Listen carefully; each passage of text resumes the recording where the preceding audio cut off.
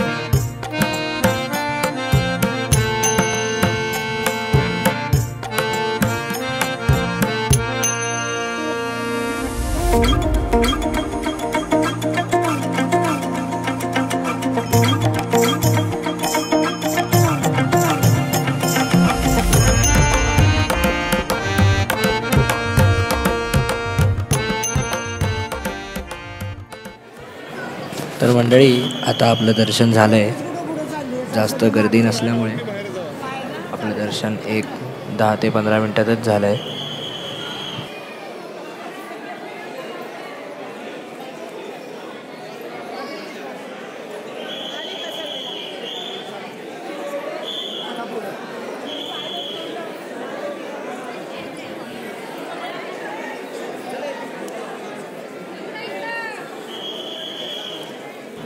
वटवृक्ष.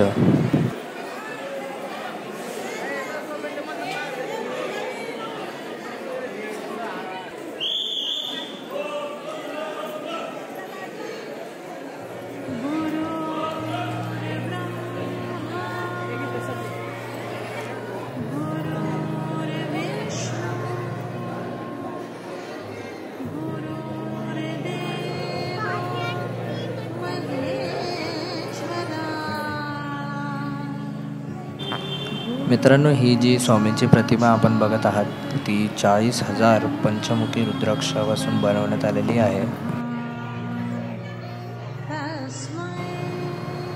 या ठिकाणी प्रसाद दादा पोथी वाचण्यासाठी बसलाय. मला म्हणाला एक अध्याय वाचून येतो.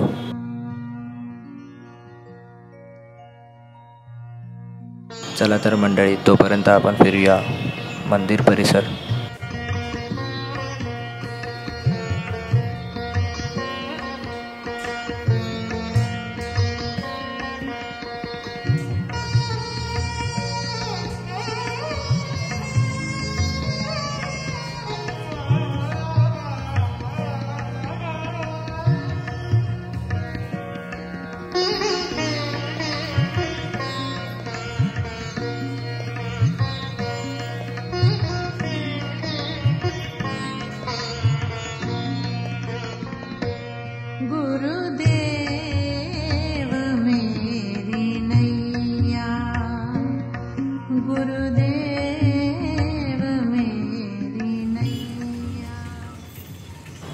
तर मंडळी त्यानंतर आम्ही निघालो ते म्हणजे स्वामींच्या समाधी मठाकडे. हा बघा प्रसाद दादा कॅमेरासमोर येत नाही सजासजी.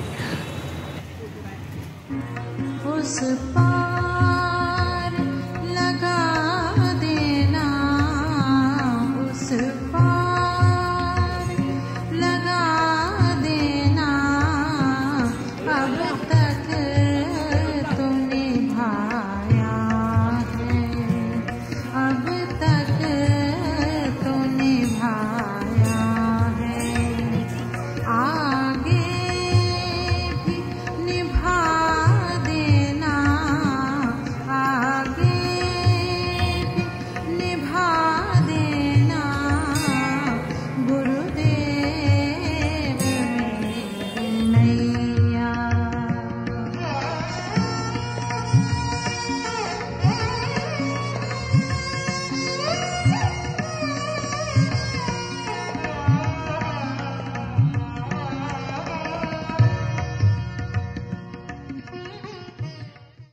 तर मंडळी हे आहे स्वामींचे परमभक्त श्री चोळप्पा महाराज यांचे घर आणि त्यांच्या वंशावळीतील लोकांनी स्वामींच्या काही वस्तू पादुका असतील त्या सांभाळून ठेवण्याचा प्रयत्न केलेला आहे.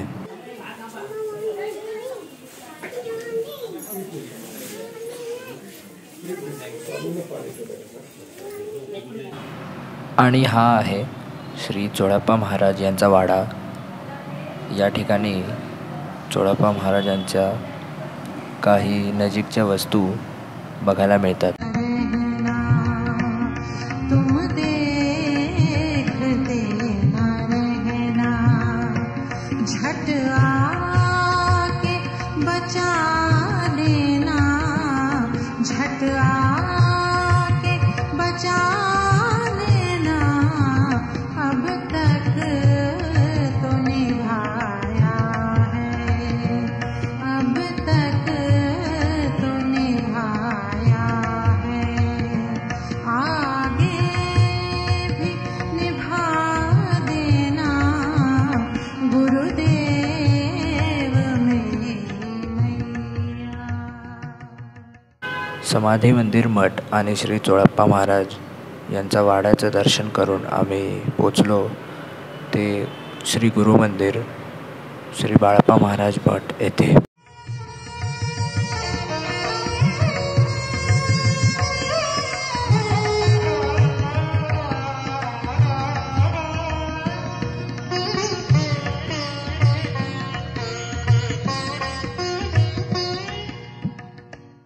श्री गुरु मंदिर या मंदिराची खासियत म्हणजे या ठिकाणी खरोखरच स्वामींचा वास हा जाणवतो आणि ज्या ज्या फरशीवर स्वामींच्या पावलांचे ठसे उमटलेले आहेत त्या फरशा सफेद रंगाच्या पट्टीने रेखाटण्यात आलेल्या आहेत.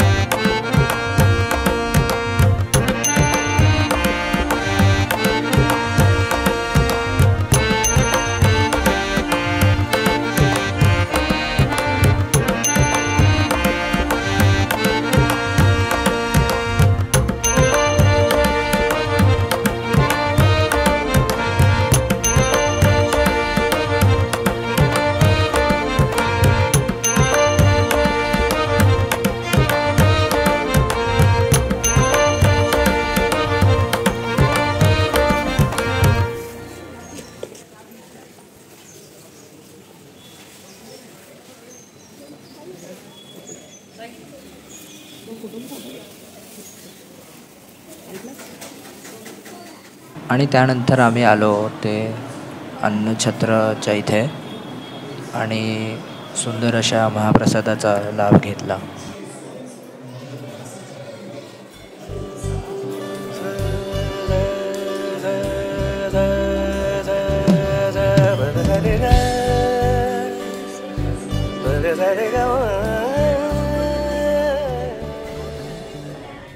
नमस्कार मित्रांनो, तर आता दादा इकडे चालतोय. आमचं दर्शन झालं चोळप्पा महाराजांचं, परत बाळप्पा महाराजांचं आणि चोळप्पा महाराजांच्या इथे आमचा महाप्रसादसुद्धा झाला. आता चाललो आहे गाडीत बसायला, रूमवरती जाऊन थोडा 1 तास झोपणार आणि त्यानंतर ठाण्यासाठी निघणार. ओके, परतीच्या प्रवासाला न्यू ब्लॉगर प्रसाद किर्लेकर. चलो बाय. धन्यवाद मंडळी. श्री स्वामी समर्थ.